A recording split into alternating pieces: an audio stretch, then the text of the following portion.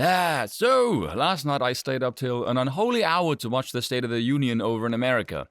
You know, there's probably a joke in there somewhere about me staying up to watch someone who would otherwise put me to sleep. Anyway, the whole kerfuffle going on right now. Let's take a look at a short clip of one of Dementia Man's moments last night.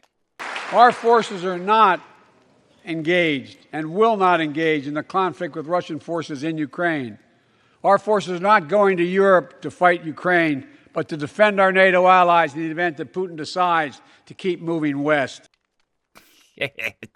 Okay, with Biden, it's very difficult to tell if he's saying the quiet part out loud or if he misspoke.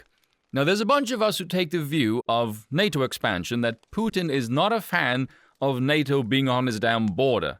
From his point of view, I don't consider that terribly unreasonable. Then this guy comes out and says, we're not going to fight Ukraine, but defend NATO allies in case he moves westward. Okay, let's say hypothetically that Ukraine joined NATO and they get an Article 5 guarantee. If they did anything to instigate an attack, the entire NATO would be called down on Russia if they did anything in response. Am I going crazy, but does this not prove Putin's point?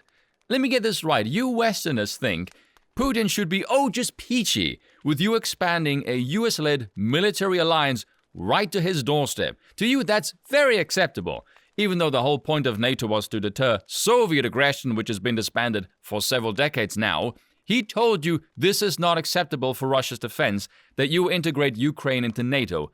He moves in, and now America can get all cagey about him expanding potentially westward towards NATO territory. Am I the only one who sees this as a little bit of a double standard?